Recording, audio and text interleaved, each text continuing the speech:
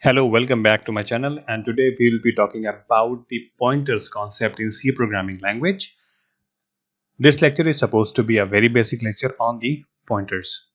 Pointers can be called with different names like pointers, addresses and references, and all these names basically represent the same concept at the back end. So let's dive into the concept directly. Whenever any program is in execution, it will always be in the main memory or RAM that you call. So RAM suppose is represented with a grid of some vacant cells right now, and here we'll be populating and understanding how the pointers work on the memory level. And once we have that understanding, we can easily write any program using the pointers. Int c equals to 10. Simple statement means in the memory vacant space would be searched, and that vacant space will have a particular address of its own, which will be having the value 10 stored over there, and the name of that cell would be C. So in simple terms, it means that any vacant space with a certain address will be named as C and will be holding the value 10. Now this cannot hold any other value because it has been declared as an integer type. Therefore always an integer number would be there, and this value can later be updated with any other value.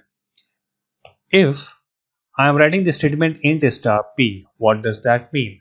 So that means again a vacant space would be searched. It will be named as p. It will be having an address of its own, and this address is 0028 FEFC, and you can see that these addresses are hexadecimal numbers, right? They are not integer numbers. So what kind of value would be stored over here? If we compare these two statements, you will see that here the C cell was having an integer value because it said that it will be having an integer value. So you may argue that this P should also hold an integer value over there, but no. Why? Because of the presence of the asterisk. Asterisk means value at the address, which means P is supposed to have an address, and this asterisk would help me to print the value at that address. Let's understand what that means. In other words, P is supposed to take an address value, and that address value should have integer stored. So we see over here that we have an address 0028FF08 that holds an integer value, that is 10. Therefore, we can write this statement P is equals to ampersand C. Ampersand means address of. So we have passed the address of C into the P. This statement means the address of C, which is 0028FF08, will be copied into the value of P. If I would have written char B is equals to Z and then would have written P equals to ampersand B, was that allowed? No. Why? Because B is here character type, and P can only hold those addresses at which you will get the integer values. Therefore, this cannot be a valid statement. It will generate error. And since this P is holding the address of C, hence it is called as pointer because it is indirectly pointing towards the cell C, and hence the name pointer. Now, if I want to print the value of C using %d, so what value would be printed? So you know the value of C is 10, so answer would be 10. If I am writing the statement print the value C address, that is ampersand C, so ampersand C means that at the address of C is 0028FF08, therefore the result would be 0028FF08. Now since this is an hexadecimal value that I have told few minutes back, therefore %d cannot be the placeholder to print these values, rather it is %p over here. If you want to print the value of P, the value of P is again not an integer value, it is a address value, therefore it will be printed with the help of %p, and the result would be 0028FF08. If you are printing the address of P, then the result would be 0028FEFC, because the address of P is given in green. Now, if you want to use the pointer to print the value of C, so for that you will be using the asterisk operator, and you remember what asterisk means? Value at the address. address is given in P. Therefore, you go to the P, you see 0028FF08 is the address. You go to that address and print the value at this address, which is 10. So, value at the address stored in P will be printed and the result would be 10. Similarly, there is a double pointer as well. In double pointer, you will use asterisk twice for initialization. Now, this means, let's compare it with the statement given over here.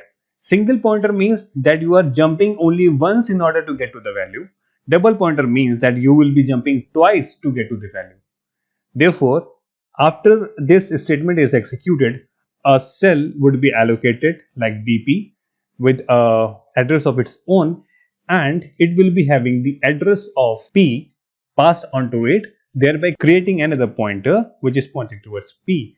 Now, if you want to print the value of C using the variable DP, it will be double pointer DP, which is jump twice because of the two asterisks.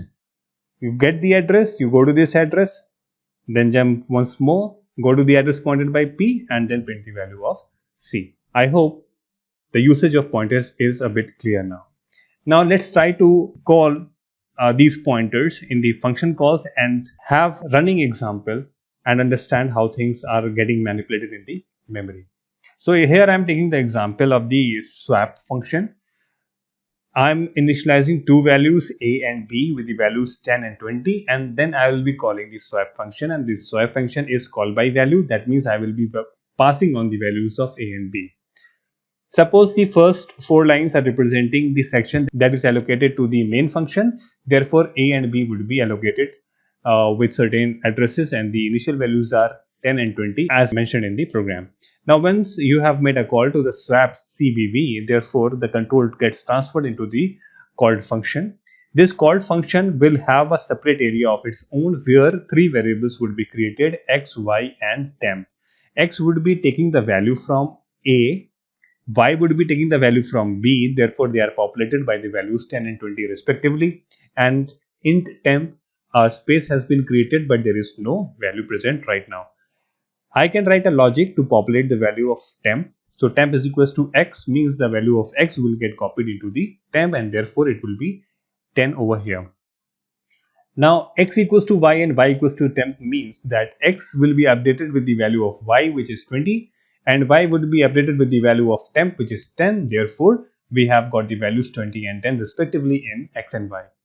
Now once this function execution completes itself, the function will be removed from the memory, and once that is done, all the manipulation that you did in the x and y would get lost, and the control will go back to the calling function, that is swap CBV. Here, if you are printing the values of A and B, you will find that 10 and 20 are printed, which were the initial values that we have initialized. Therefore, although we have called a swap function and we did write a logic to swap two values, actually when we are printing the values of A and B, they are not getting changed. So the actual values of A and B are not getting changed, right? If you want to change these values, you need to have the knowledge of pointers, because now when you are creating a function, for example swap, here you are not passing the values, but you are passing the references, or you are passing the addresses, or you are creating the pointers to point towards those addresses, right? So this is called as call by reference. Here, when the swap function is called, separate vacant area will be allocated to the swap function, and three variables would be created. Two of them are pointer type, that is px and py, therefore they will be holding the address values only, and those addresses are passed on when the function was called. That is, px will be getting the value from A, address of A, and py would be getting the value, that is address of B, which are respectively populated over here. Once these addresses have been written, then indirectly we can say that actually there are no pointers in the memory, but for visual representation I am just showing you that px and py are referring to a particular address in the main function section. Fine. And in order to retrieve these values that are given over here, we use asterisks as we have seen in the previous slide. Now, if I am writing temp is equals to star px, what does that mean? That temp will be updated the value of what? Star px means value at the address of px. So px address is 0028 ff00 and the value given over there is 10. Therefore 10 will be populated in the temp variable. Star px is equals to py means star px, that means I am going to this pointer star px. So my control is basically over here. It is equals to what value? The value pointed by py, which is 20. Therefore star px will get updated by the value 20 and star py, that is the value of b, would be updated by the value of the temp, that is 10. So 20 comes over here and 10 comes over here, and you see now actually the actual values of a and b have got swapped. So once this function gets completed, so it will be erased from the memory. Everything is gone. And now if you are trying to print the value of a and b, you will see for a value 20 would be printed and for b value 10 would be printed, which is actually the swapped answers of the initial values that have been assigned to a and b. I hope you have got a little insight into the pointers. Thanks for joining in, and if you have got any queries, you may write in the comments and I'll be happy to create a video to answer them.